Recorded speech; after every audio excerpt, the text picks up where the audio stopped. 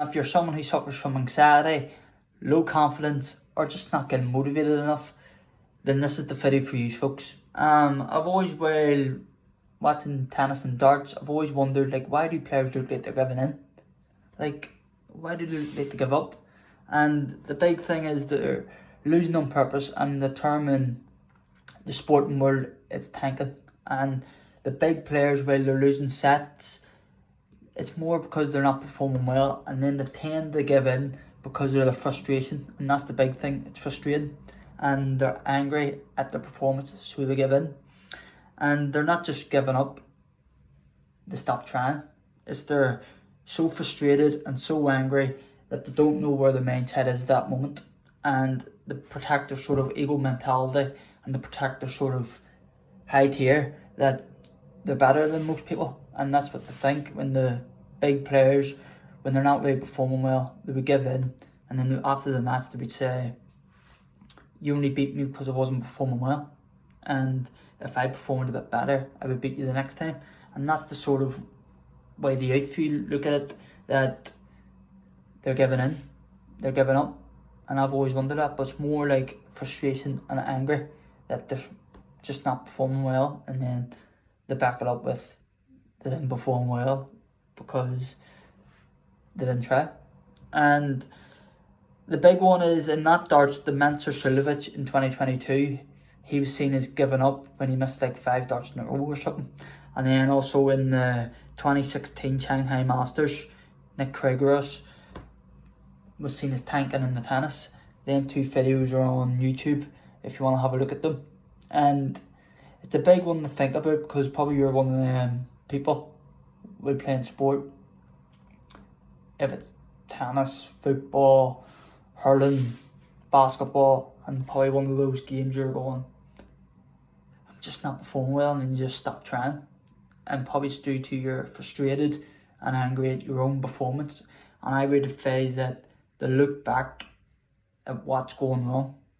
Why are you doing that? And try and narrow down what's happening, and try and investigate what the main issue is, if that's right in your thoughts, or speak to someone, speak to an expert, and try and narrow down what's making you feel that way during that game. The inverted U theory, the sporting performance improves as the arousal level increases at the sort of threshold level, but if it goes past that threshold, then you will see performance decline from the athlete. And that's by Robert Yerkes and John Dodson, 1908. When you're at the low arousal level, you're bored, you find the activity too easy, and then you will see to put in little effort towards that activity or in that competition that you're taking part in. But if you're at that sort of optimum level, you're more excited, you feel a bit more motivated, and that's where you're advised and should be, at that optimum level. But if you go past that sort of optimum level, then you're more stressed, you're more anxious. And an example will be if a football player's team is losing 3 or 4-0, they will see they're more stressed and more anxious, that I should be doing better here. What's going on? Why am I performing bad? Why am I not getting more touches with the ball? And if you're at that optimum level where you should be, every example of like a boxer getting in the right mindset to go into a big fight. And then if it's too easy, and if you're at that low arousal, an example would be like an elite tennis player facing a low level tennis player. They might find it's too easy, I get past them, I'm a bit bored here, I'm like 4 sets up.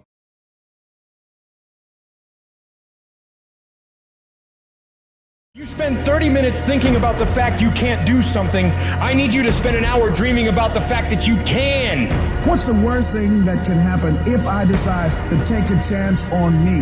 People laugh at me, I lose all my money, so I can come back again. See, my wealth is not determined based upon what I have. My wealth is determined based upon who I am.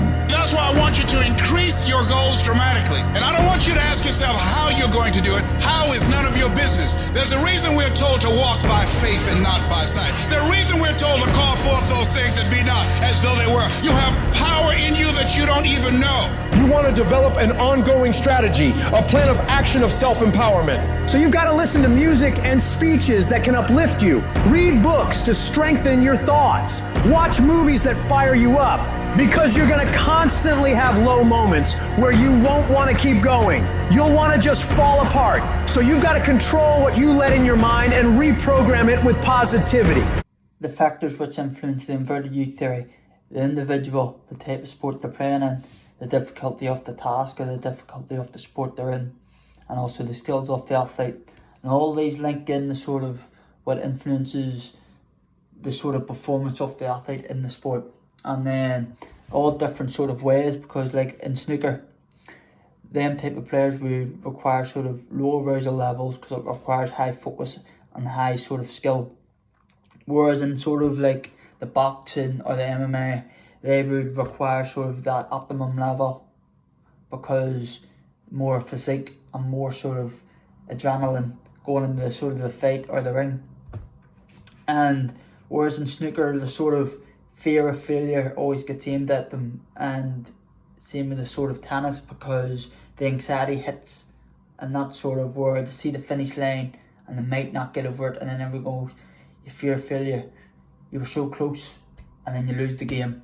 And what happens is, for example, in the snooker, the sort of player can be like 12-5 up, and then later on in the next time they show up in the next game, the first 4 frames they lose, and then the adrenaline gets in, the anxiety and the stress, where they go, I was 12-5 up, and then now it's 12-9, and that's where mostly it impacts all these sporting individuals in all them sort of sports, because when you're so close to getting that trophy, you're so close to winning, and then that's where you don't really get the victory, and that's what happens. And that's the big thing, where you're afraid to make the mistake, you're afraid of sort of the embarrassment, you're afraid to listen to the pundits, you're afraid of opinions of social media, you're afraid of letting your family down, you're afraid to let the coach down, you're afraid of your sort of ego.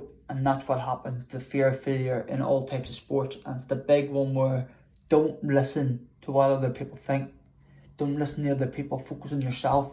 And that's what I always say, all you can do is control what you do. But if you're trying to get that fear factor in just because other people are saying stuff, but you might not even know them, like the tweets, you've never seen them before, so it's irrelevant. And that's the sort of way I look at it.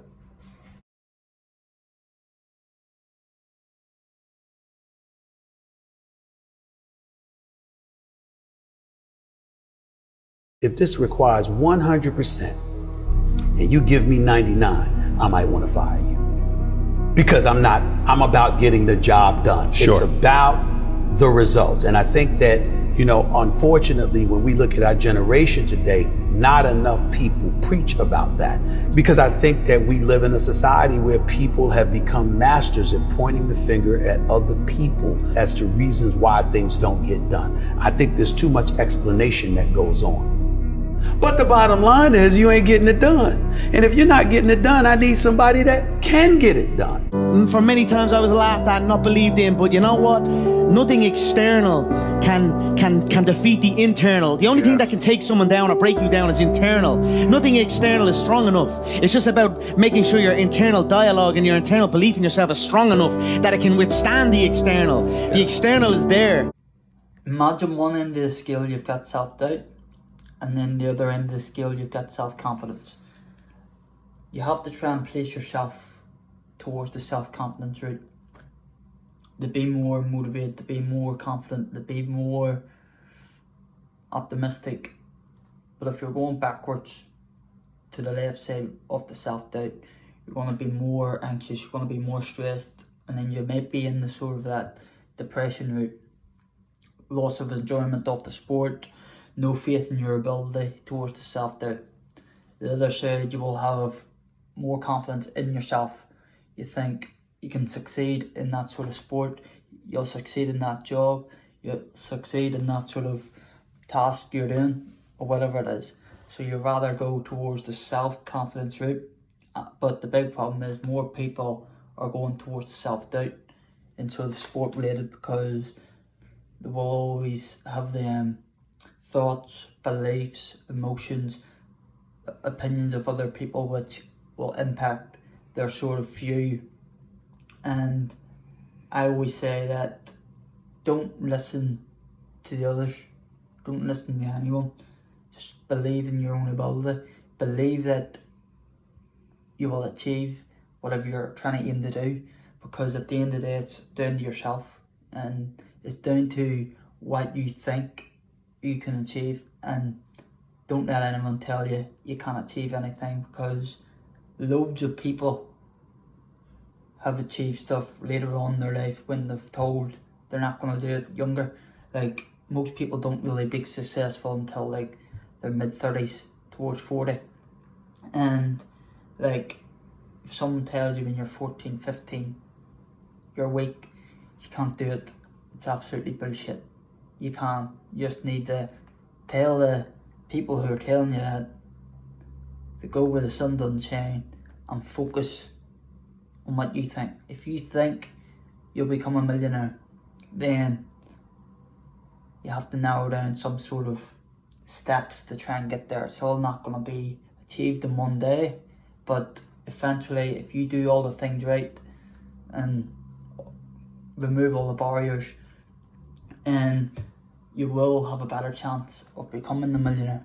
Or if you think you'll become that pro footballer, then you have to go in that sort of direction of, it all starts with believing in yourself first, and then of course you need some sort of like stepping stone and some sort of luck along the way, but it all starts with your own mindset, and no one can change that. And that's all I say, that the perfect example I give is on a Monday morning we've all been there and go, oh fucking Monday morning, like what the hell, like today's gonna be a shit day. Monday again, I wish I was off work, I wish I was back in bed, stick on the Netflix, put the feet up and chill. Monday, fucking hate Mondays, like what the hell, like awful, absolutely brutal, shocking. I just want Monday to be over and then get Tuesday done with, and then get Friday, quicker than Friday, and then go on the drink. Can't wait. We've all been there. But if you change that sort of view of outlook as Monday's going to be a positive day and you're going to achieve something that day or learn something new, then that's more positivity. You're going to be more confident throughout the day instead of making more excuses and being more anxious about the Monday, because Monday and Tuesday are the same as Friday, Saturday and Sunday. They're all 24 hours in a day. So like the only difference is Monday is after Sunday, and that's the big problem for some people. The fear is that sort of, let's be anxious on a Monday. And that's where the few, that if you change your sort of thoughts on the Monday and Tuesday and Wednesday, then you'll outlook better in your sort of speech and you'll be more confident even in the sport, because if you're more confident in the morning, then when you're going to sport you'll be more confident because you've had that sort of good day. But if you're depressed 9 o'clock in the morning leading into 4 or 5 o'clock, then you're depressed all day and then you're going to be in a bad mood in training, whereas it all leads on the day. As I say, then if you wake up depressed, then in the afternoon you're going to be depressed and unhappy, and then at night time it's going to lead on that you're going to be unhappy and anxious and depressed at night time, because morning you were depressed, afternoon you were depressed, and then night time you're depressed. So it all leads on, instead of if you woke up happy in the afternoon, you're going to have more positive mood, then lead on the night time, end the day well. So Don't make excuses. Don't blame any other person or any other thing. Take ownership of everything in your world, the good and the bad. Take ownership of your mistakes. Take ownership of your shortfalls. Take ownership of your problems. And then take ownership of the solutions that will get those problems solved. What is the best advice you've ever heard or received? Believe in yourself.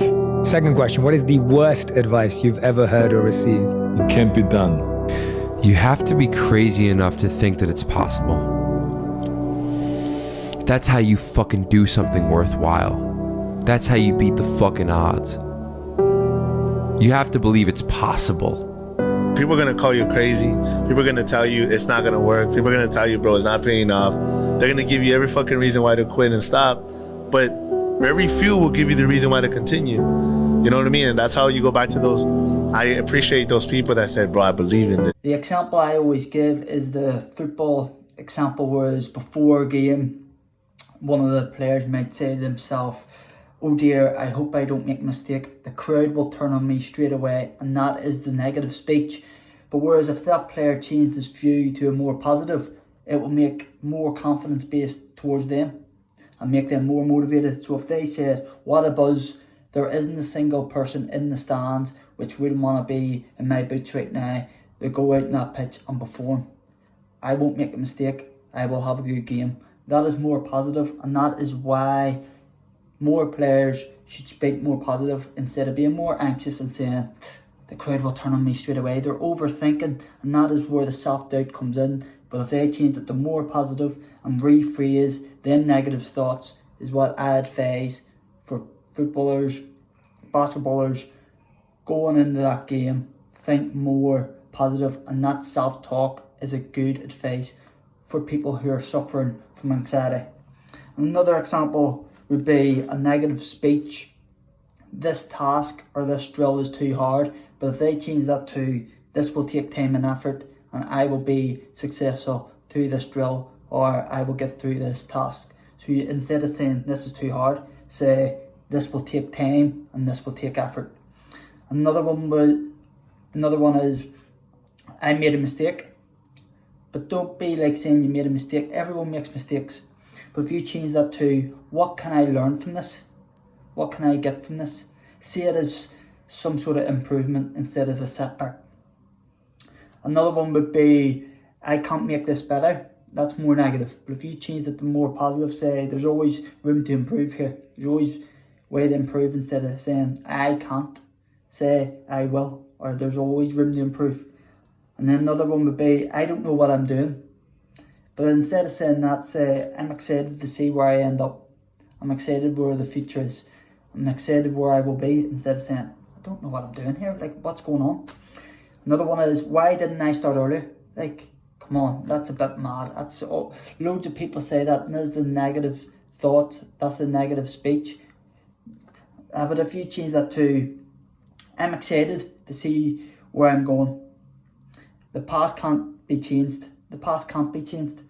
There is no better time to start than right now. There's no better time to start than right now. Another one is, there is no point trying new things. But if you change that to more positive, say, new opportunities can be fun and more interesting and more exciting.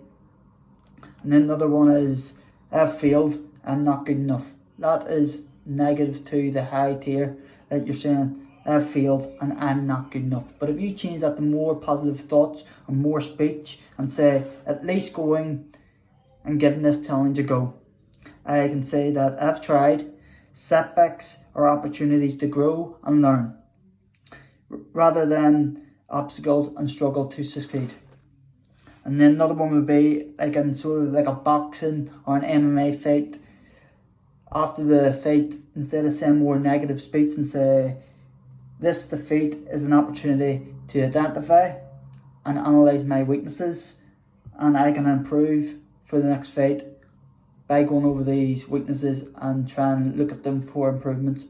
But if you say more negative, big time, I messed up, this fight, now I will never get better and I will never be a great boxer, I messed up. But if you be more negative with that, instead of going, this is a defeat for improvement, that is where I advise boxers to go, if that's the sort of boxer. It's all in your mind. Whatever you hold in your mind will tend to occur in your life. If you continue to believe as you have always believed, you will continue to act as you have always acted. You will continue to get what you have always gotten. If you want different results in your life or your work, all you have to do is change your mind. You see, people think that thinking is you encounter something and thoughts appear in your head and those are your thoughts. You have to take those thoughts and then you have to critically assess them. And that's where the thinking starts.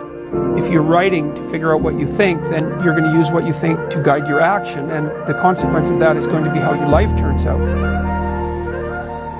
I hear my daughter sometimes say, I can't. Yes, you can. You absolutely can. I don't want to hear that you can't stuff. Try it, fail, and then try that shit again and continue to do it over and over. Don't ever say you can't do something. Yes. Because then you shelter your mind to where something can happen at 3 years old. If you say you can't do something, that it carry all the way to 25 years old. If life was nothing but green lights and we didn't have yellows and reds, things that make us pause, hardships, crises, times for introspection, then what the hell would it all be for? We need the yellows and the reds. That's how we evolve.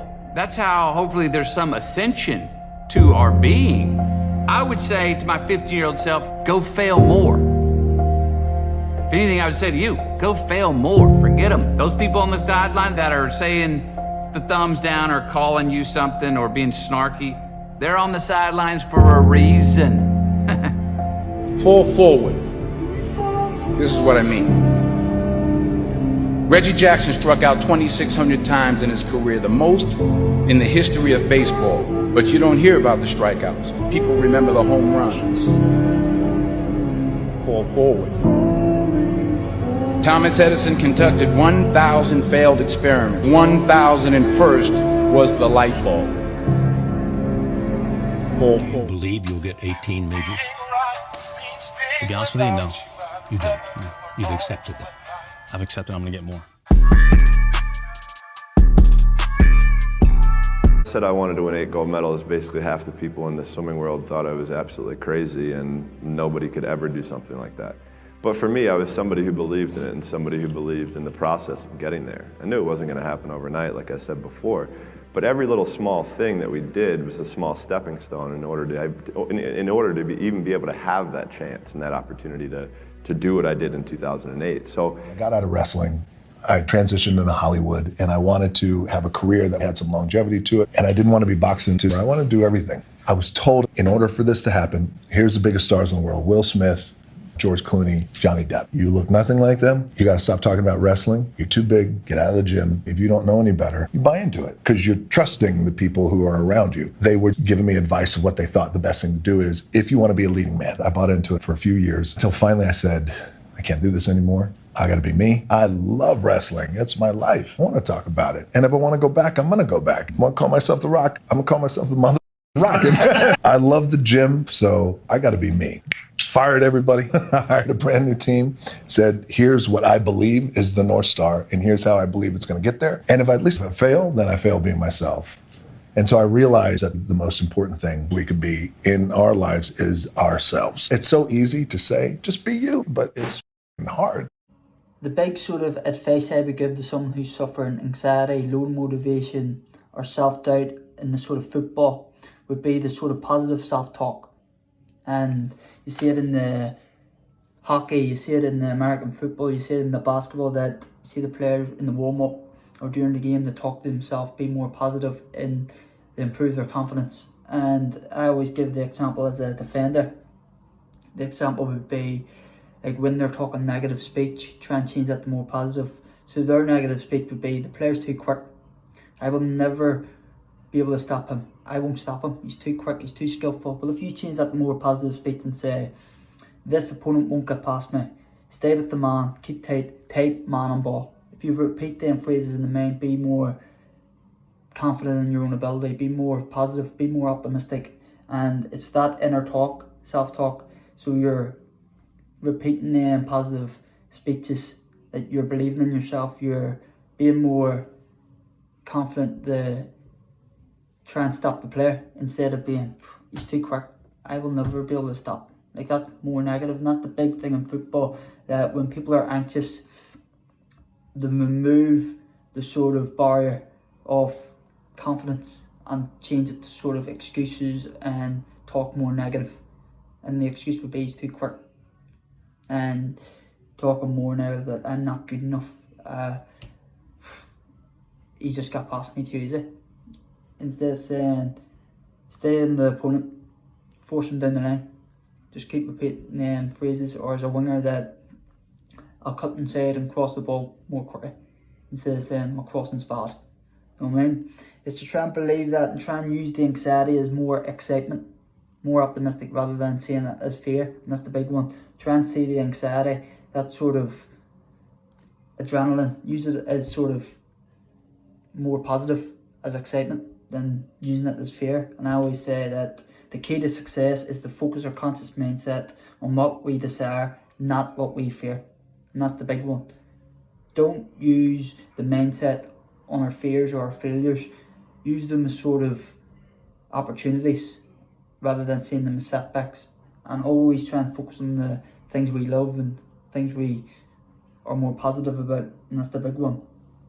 And another one is for like when you're watching sort of sport or when you're coaching or when you're playing, is effort and the perception of effort is subjective and situational. It's more opinions and sort of the public view, and it's hard to judge because effort is subjective. But the big one is that sort of tanking in sport is happening because, and not much people realise it, people think they're giving up, but it's more they're stopping the game because they're not playing well and they're more angry and frustrated at themselves.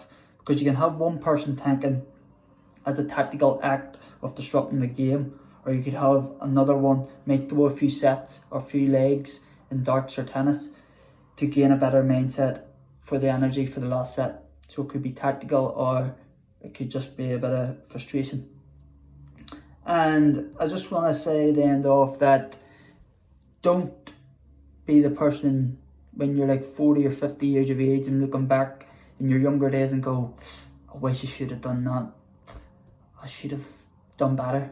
I could have done this. I could have set up YouTube. I could have made all that money. I could have done that. I wasn't that good enough, but if I tried that extra 10% better. But instead of having regrets, like, use the young days for no regrets. And don't be the one looking back and going, I should have, could have, would have. And I always ask you, are you going to be the one with regrets? Are you going to be the one to aim for success?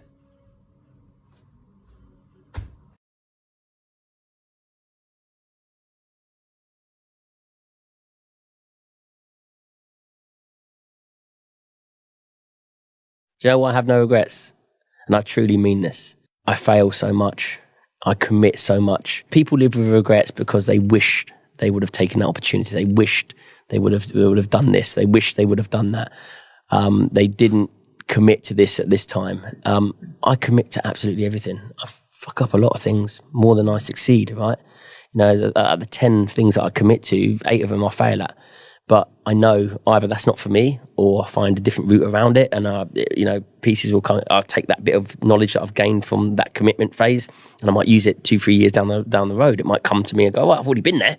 Yeah. Right now, all I need to do is commit again. And the moment you commit, then you're not going to live life with regrets because you're either going to go down that road and you're going to come to a dead end and go, that wasn't for me, but I gave it my all.